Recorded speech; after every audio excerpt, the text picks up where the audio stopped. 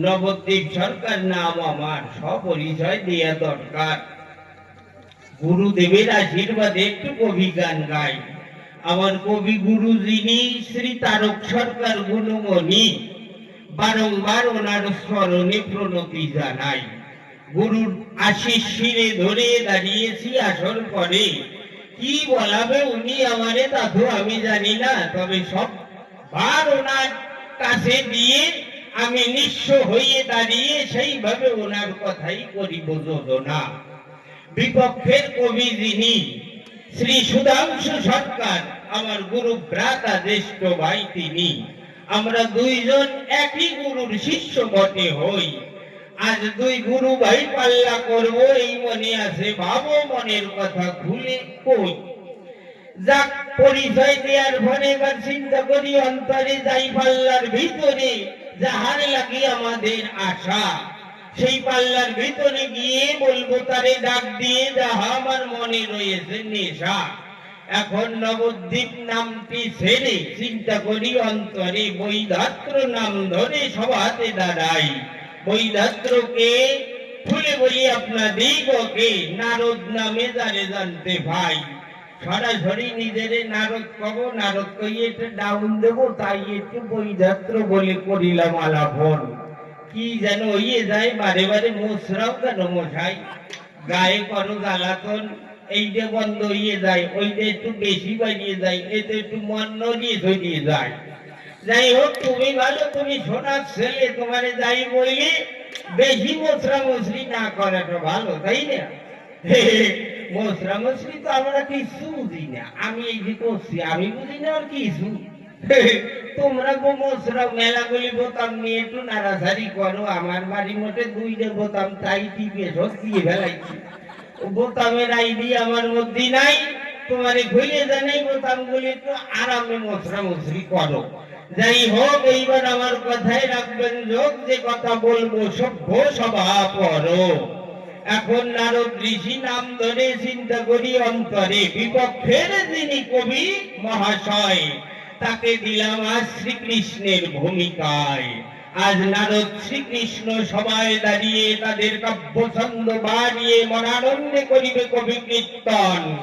আছেন যত ভক্ত বৃন্দ মনে পাইবেন আনন্দ, মনোযোগ সহকারে করিবেন শ্রবণ। এখন নবদ্বীপ নাম দিয়ে বাদ করতে কাব্য রসাস্বাদ, নারদ ঋষি নাম ধরে সভাতে দাঁড়াই।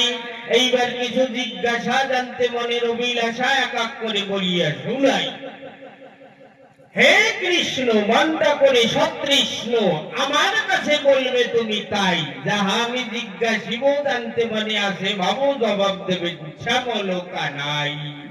এই যে কুরুক্ষেত্রের যুদ্ধ হলো, তোমার কাছে বলা ভালো হয়েছিল মহারণ।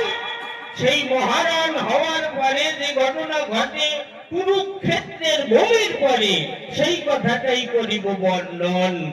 ভগবান শ্রীকৃষ্ণ যিনি গীতার মাঝে বলল তিনি, যদা যদা হি ধর্মস্য গ্লানির ভবতি ভারত, শুনবেন বসে জ্ঞানী যত। অর্থাৎ যখন যখন ধর্ম নষ্ট হয়, ধর্মকে পুনর্বার স্থাপনের করে আমি শ্যামল নটবরে উপস্থিত হই বিশ্ব বসুধায়। এইখানেই আমার জিজ্ঞাসা জানতে মনের অভিলাষা। কুরুক্ষেত্রের যুদ্ধে 40 লক্ষ মানুষ মরে, এই মানুষ মেরে তুমি কি ধর্ম পালন করিলে আমার কাছে যাবে বলে জানতে ইচ্ছা আমার অন্তরে। শুনো রে মানুষ ভাই, সবার উপর মানুষ শ্রেষ্ঠ, তার উপর কিছু নাই, মনের কথা বলে শুনাই। চণ্ডীদাস করেছে লিখন, সেই মানুষ নিধন করে তুমি কি ধর্ম প্রচারের করে এমন বিনাশের করলে উদ্ঘাটন। মানুষ মরার পরে ওই কুরুক্ষেত্র যুদ্ধ সমাপন হয় সংসারে। এই মানুষ মেরে কি ধর্ম স্থাপনা হলো, এই কথাটা ব্যক্ত করে বলবে তুমি আমার দ্বারে, শ্রবণ করব আমি কিন্তু ভালো। এই আমার প্রথম জিজ্ঞাসা, যাহা জানতে মনের অভিলাষা রাখিলাম শ্রীকৃষ্ণের ঠাই। এইবার আর একখানা প্রশ্ন ধরে দান করিব তাহার দ্বারে, দেখি সেজন এসে আসরে কি জবাব দেয় কানাই। প্রথম প্রশ্ন করার পরে চিন্তা করি অন্তরে লিখেছিলাম পৃষ্ঠা ধরে নতুন একটা বক্তব্য দিলে ভরে একটু লিখনের প্রয়োজন ওই ভরে চট্টাস করে যে পাল্লা দেশে সেই পাল্লা নিয়ে আসর মাঝে এসেছি আপনাদের এই দেশে। দ্বিতীয় প্রশ্নটা কি আপনাদের কাছে বলে রাখি, গীতাখানা খুললে পরে প্রথম শ্লোক দেখবেন পড়বে নজরে কি, ধর্মক্ষেত্রে কুরুক্ষেত্রে সম বেতা যুযুৎসব মামকা পাণ্ডবস্যৈব কিম কুর্বত সঞ্জয়। প্রথম কথাটা কি, ধর্মক্ষেত্রে মানে ধর্মক্ষেত্র কোনটা, কুরুক্ষেত্র। কুরুক্ষেত্রকে ধর্মক্ষেত্র বলছে কিসে, গীতায়।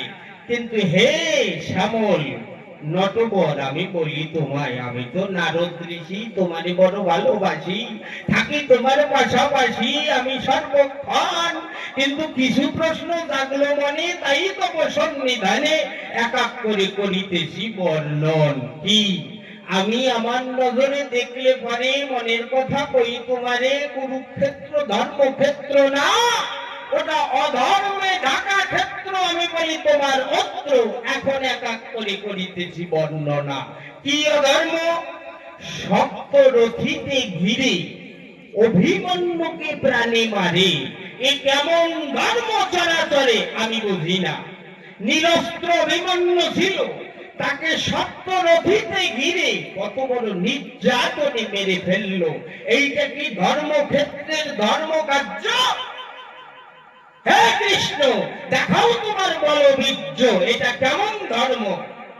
আর ধর্মরাজ যুধিষ্ঠির, যার মতিগতি স্থির, যিনি সৎপথ করে অবলম্বন, সেজন ডাহা মিথ্যা কথা বলি দ্রোণাচার্যকে মাল্য ছলে, শ্রবণ করবেন যত সুধীজন। অশ্বত্থামা নামে এক হাতি ছিল, ভীম তারে গদা মারি উড়ই দিল। সেই হাতি মারার খবরটারে ধরে ধর্মরাজ যুধিষ্ঠির মিথ্যা বলে বলে অশ্বত্থামা মরি গেছে, ফটল তুলছে। দ্রোণাচার্য যে ছিল পুত্র মোহে জড়িত রইল, পুত্রকে এত ভালোবাসে, যেই কর্ণে শব্দ প্রবেশিল অশ্বত্থামা মরে গেল, উনি দুঃখ সাগরে ভাসে। এমন পাথরের ন্যায় দাঁড়িয়েছিল, আপনাদেরও জানা আছে ভালো। এমন সময় ধৃষ্টদ্যম্ন তরবারি দ্বারা তার গলা ছেদন করে। এমন মিথ্যা কথাটা বলেছিল কে, ধর্মরাজ যুধিষ্ঠির সংসারে। এটাকে কি ধর্মক্ষেত্র বলে? কি করে এটা ধর্মক্ষেত্র হয়? খুলে বলবে তুমি আমায়, জানতে ইচ্ছা আমারও অন্তরে। আর অস্ত্র ধারণ করবে না বলেছিল কৃষ্ণ কেনে শোনা, যে এই কুরুক্ষেত্র যুদ্ধে আমি অস্ত্র ধারণ করব না।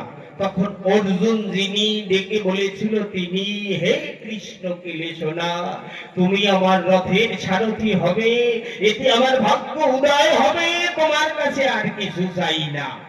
কিন্তু প্রতিজ্ঞা করে শ্রীকৃষ্ণ নটবরে অস্ত্র ধারণ করবে না সরাসরি, কিন্তু সেই কৃষ্ণ সুদর্শন করেছিল ধারণ। আপনারা জানেন এর বিবরণ। অর্জুনকে বলে, অর্জুন পিতামহ তোমার পরম শত্রু নিধন করো। অর্জুন বলে, এ কি হতে পারে? ভীষ্ম পিতামহ আমার শত্রু হতে পারে? আমার হস্ত কাঁপছে, আমার তুনীরের বাণ হাত দ্বারা সম্মুখে আমি আনিতে পারিতেছি না, আমার গান্ডীব আন্দোলিত হচ্ছে, আমি যুদ্ধ করতে পারবো না। তাই তুমি যদি না করো, ভীষ্ম পিতামহকে আমি বধ করব। এই বলে সুদর্শন ধারণ করে। হে কৃষ্ণ কই তোমারে, সেটা ধর্মক্ষেত্র হয় কি প্রকারে? এক একটা অধর্মের নিদর্শন ধরে বলে গেলাম আমি তোমারে, তুমি এসে আসরে করিবে বর্ণন। কুরুক্ষেত্রটা কি করে ধর্মক্ষেত্র হয় পরিষ্কার বলবে আমায়, তোমার কাছে করলাম জিজ্ঞাসা। একে একে দুইখানা প্রশ্ন করি, এবার চিন্তা করি অন্তরে। ছোট্ট করে আর একটা ধরিয়ে তারে দান করিতে চাই। এইবার কৃষ্ণ সবাই এসে জবাব দেবে, রসাভাসে শ্রবণ করবেন যত ভগ্নী ভাই। চন্দ্রপুর থেকে দলাই বাবু এসেছেন, আপনি তো দলাই মহাশয়। আপনাকে দর্শনে তৃপ্ত পেল হৃদয়। বহুকাল পরে পরে আপনার সঙ্গে দেখা হয়ে পরে। এর আগে চন্দ্রপুরে গানের তরে যখন যাই, ওখানে বসে একটু কথাবার্তা হয়েছিল, তাতে মনে সুখ পাই।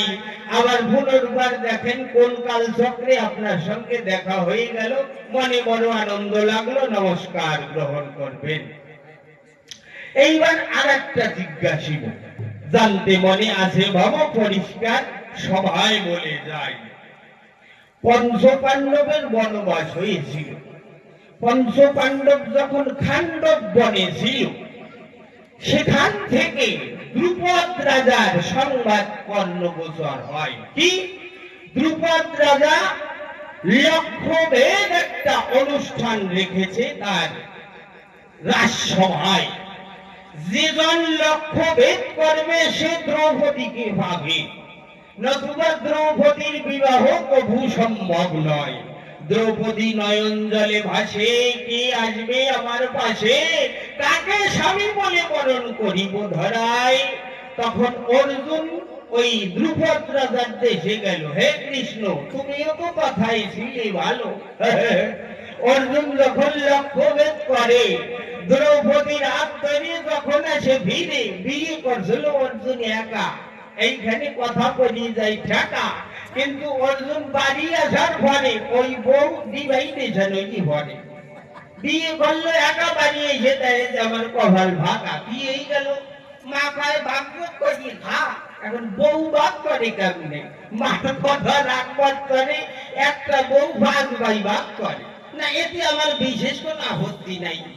ওরা একটা ভাগ জনে ভাগ করুক আর 10 জনে ভাগ করুক, যা করে করুক, ওতে আমার কোনো দুঃখ নেই। আমার জিজ্ঞাসা কোথায়, এইটা একটু বলিয়া শুনাই। 5 জন স্বামী, স্বামী নাকি খুব দামি, তার কাছে স্ত্রীর কাছে। দ্রৌপদীর 5 জন স্বামী। আচ্ছা, ওই 5 জন স্বামী তো মরিয়ে যাবে, কি ধরাই কেউ চিরতরে থাকে না, একদিন না একদিন মরিয়ে যেতেই হবে। তাইলে 5 ভাই যে কোনো এক ভাই আগে মরবে, ধীরে ধীরে সিরিয়ালে তো মরবে, একসাথে ফাটাস করে মরবে না। তাই 5 ভাই এক ভাই যদি মরে, দ্রৌপদী একা বউ সংসারে, তাহলে 5 স্বামীর এক স্বামী মরে গেলে পরে দ্রৌপদী কোনটুক বিধবা হবে? এইটুকু তো আমার কই দেব, আমার তারে কোনটুক বিধবা হবে? বিধবা তো একটু হতেই হবে। দপ দপ মানে স্বামী। যার স্বামী আছে তারে বলে সধবা, যার স্বামী মরি গেছে তারে বলে বিধবা, আর যে স্বামী গ্রহণ করে নেই কুমরি তারে বলে অধবা। দপ মানে স্বামী। বিধবা তো দ্রৌপদী হবে যদি যুধিষ্ঠির আগে মরিয়ে যায়। তাই স্বামী মরি গেছে, তাহলে উনি কোনটুক বিধবা হবে? এইটুকু একটু কই দেবো আমার দ্বারে। এই আমার তৃতীয় প্রশ্ন ভাগ। এক এক করে 3খানা প্রশ্ন দিলাম, তারে বাড়ির বেকায়দা ডোজ হয়ে যাচ্ছে। এটা চিন্তা করি অন্তরে, সামান্য ডোজ না। এই গোসাই কি সবকিছু গড়বড় করি ফেলে নাকি? এই জায়গাটা আমার একটু চিন্তা বলি আপনাদের ডাকি। কৃষ্ণ জনার্দন ওনার তো চারিদিক, ওনার বেকায়দা বিদ্যায় ভারতবর্ষী। কৃষ্ণ জনার্দন, কৃষ্ণরে দেখেন নাই কে কে? আপু জগরেন সশরীরে কৃষ্ণরে দেখেন নাই, অনেক লোকে দেখেন নাই, কেউ করেন নাই, আমি বুঝি ফেলছি। একটু পরে কৃষ্ণরে দর্শন করবেন আপনারা। আরে জলদান তো কৃষ্ণ আজই আসবে, এই জায়গা দেখতে পারবেন। মনের বাসনা পূর্ণ হয়ে যাবে। একটা ছেলে কাটায় মরতে, বুঝতে পারছেন, মনে ভরছে, কই ফেলে পেটের মধ্যে রাখলি গজ গজ করবে না, কাটা বই মরতে, গুরু দ্বারা মরতে।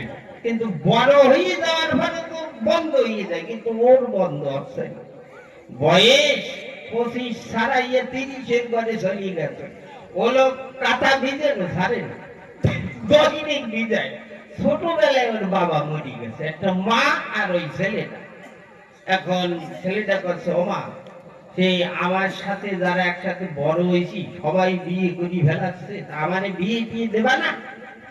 ওর মা কাছে দেখ দিদি তো ইচ্ছা করে এটা নতুন বউ আসবে ঘরে, কিন্তু তুই যেভাবে কাটায় মতিস কি করিয়ে তোরে বিয়ে দি, আর তুই তো দাঁতও মাতিস না, তো তাই তো দাঁতের দিক হল দিয়ে রাঙা হয়ে রয়েছে, কি করি বিয়ে দি। ও কয় বিয়ে না দিবি আমি ভাত খাবো না, একটু বলতে চাইবে ভাত খাওয়া বন্ধ করতেছে। মা চিন্তা করে সলটা না খাইয়ে মজি যাবে, চলে গেছে ঘটকের দ্বারে। ঘটকের দ্বারে পুরো ব্যবস্থা থাকে, যেরকম ভূত নিয়ে যাবেন সেরকম ভেদ নিয়ে জোগাড় করে দিতে ঘটকের একটু টাইম লাগে, একেবারে পথ করে দিয়ে রাজা নিয়ে যাবেন রানী দেবে, ভূত নিয়ে যাবেন ভেদ দেবে, যা নিয়ে যাবেন তার বরাবরই দিয়ে দেবে। ঘটকের দ্বারে যাইয়ে কিছু পয়সা তারে দিয়ে বলে ঘটক মশাই আমার সলটা মরিয়ে যাবে, একটা পাত্রীর সন্ধান চাই। ঘটককে রেডি, সামনের 25 তারিখেই বিয়ে। বিয়ে হয়ে গেছে, বলদের বিয়ে হয়ে গেছে। বিয়ের একদিন পরে তো ফুল সজ্জা হয়, জানেন যত নারী নরে। ফুল সজ্জার দিন সন্ধ্যার সময় মা করছে ছেলেটারে, বাবা জনম বইয়ে যা করছিস করছিস, বাবা আজকে ফুল সজ্জা, আরে তোর সামনে আদর করি, আজকে রেহাই দিস বাবা, আজকে কাদা বইলে মতিস না, আজকে রেহাই দিস। ও কয় ভাই মা আজকে খবরদার নতুন বউ বাড়িয়ে আজকে মত নাকি। ও তো কইয়ে শুইছে, কিন্তু সন্ধ্যা রাত্রি কাঠ সাজিতে আজকে যেন ওই পরিবার বাইরে গেছে, ঘাটের তা স্যানসানে পরিয়ে বারান্দা বাইরে আগুই যাচ্ছে, আজকে পরিবার বাইরে গেছে। বউ সকালবেলায় ঠিক পাইছে, কিন্তু মেয়ে যারা বড় বুদ্ধিমতী তারা বউ সকালবেলা যখন আয়নার সামনে যায় নিজেরে দেখে মনে মনে চিন্তা করে এই তো কাঁথায় মধ্যে, কিন্তু এরে ধুয়ে যদি চলিয়ে যাই আমি আর চলবো না, আমার আর কেউ নেবে না, যা করার এই জায়গায় বসে করতে হবে। বউ বাড়ি বুদ্ধি করিয়ে দুপুর বেলা খেতে দিয়ে ডাক দিয়ে বলছে স্বামী রে শুনছো, এই যে রাত্রিরে ঈদে করলাম কাজটা কি ভালো করছো। বলো ধইলে ওর পেস্টিতে লেগে গেছে, নতুন বউ কইছে রাত্রি যে কাটা বই দিয়ে মতলা কাজটা কি ভালো করছো, ওর মানে লেগে গেছে। ও কয় আমার দোষ, আমি কাটাই মুখছি আমার দোষ, বউ পেতে কার দোষ। তুই জানিস রাত্রে স্বপ্ন আছে আমারে কয় কি তুই কাটাই মত মত আর আমি মুছিয়ে দিই, আমার দোষ। বলদের পাল্লায় পারছে বউ, বউর বুদ্ধি কি দেখেন। বউ করছে শোনো, আজকে যদি স্বপ্ন আছে তোমার কাটাই সব করতে পাই, তুমি কবাকে আমি করবো না, আমি নতুন বিয়ে করছি, আমার বউ আমার মন্দ পাই, আমি কাটাই সব করবো না। কয় হয় ঘুমাইছে, স্বপ্ন আছে করছে কি এই ওর তুই যে বাইরে আইসিস পেশাব কর, ও স্বপ্নের ঘরে করছে না আমি পেশাব করবো না, আমার বউ মানা করবে, আমার বউ মন্দ পায় আমি মত না। স্বপ্ন কয় কি মদ তোরে 1 বস্তা টাকা দে বাড়ি, এখন ওর মদ ঘুরিয়েছে স্বপ্নের ঘরে আসছে সব। কই 1 বস্তা টাকা দিলি মদ কোথায় যাও, কই আগে মদ কেন আগে যাও। স্বপ্ন রে স্বপ্নের ঘরে 1 বস্তা টাকা দিচ্ছে, ও টাকার বস্তা ধুইলি দিয়ে কান্দে উঠে কয় আমি তো মিথ্যে কথা কইছি, আমি তো মদ না কই দৌড় দিচ্ছে স্বপ্নের ঘরে সব। আর স্বপ্ন পিছে পিছে দৌড়াচ্ছে, ফেলে দিয়ে যা। এই পয়সা পয়সা পয়সা পয়সা শুনতে শুনতে দুইজন ডাকাত পড়ছে পিছে, ডাকাত টাকার বস্তা এখন স্বপ্নের ঘরে, ও পিছনে চাইয়ে দেয় স্বপ্নাশ করছে, ডাকাত পড়ছে তো কি করি। এইবার ওটা গাছ লাগিয়ে উঠে গেছে উপর, স্বপ্ন হয়েছে দাঁড়াইছে, দুইজন ডাকাই তো গাছের ঘরে দাঁড়াইছে। এখন ডাকাইত একজন গাছ বাগিয়ে উঠে যাচ্ছে, এখন ওই বলদ করছে কি এ স্বপ্ন তোর কথা না শুনি তো মরছে, তো ডাকাই করতেছে কি করি। তাই ডাকাই করতেছে ওর মুখ ভরিয়ে মুটিয়ে দে, স্বপ্নে করছে ও আর দেরি করে না, ওই ডাকাইতের মুখ ভরিয়ে মুটিয়ে দিয়েছে, ও স্লিপ খাইয়ে বসে গেছে। কিন্তু ডাকাত ছিল 2 জন, পিছন দিয়ে উঠতেছে আর 1 জন, পিছন দিয়ে যাই উঠতেছে ডাকি করছে স্বপ্ন ওই তো আর 1 জন উঠতেছে, কারণ মুখ ভরিয়ে হাঁকিয়ে দে, দেরি নাই কইতে দেরি আছে হাঁকিয়ে দিতে দেরি নেই দেশে হাঁকি। এখন হাগছে আর মরছে আর স্বপ্নে দৌড়াচ্ছে, আর ওই কাঁধায় মানে ও তো আছে কাঁধায় হাগিয়ে মুখিয়ে হাত পাও নাড়াচ্ছে, দৌড়ি করতেছে, একটা মাখো মাখো অবস্থা হয়েছে। আধা রাত্রে বউ যখন পাশ হয়েছে হাত পড়ছে, দেখি আধা ঢেকে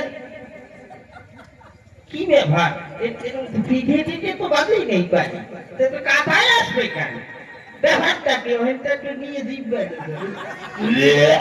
বহু করিয়ে নেটাই দাঁড়িয়ে দেবে, বুঝতে পারছেন?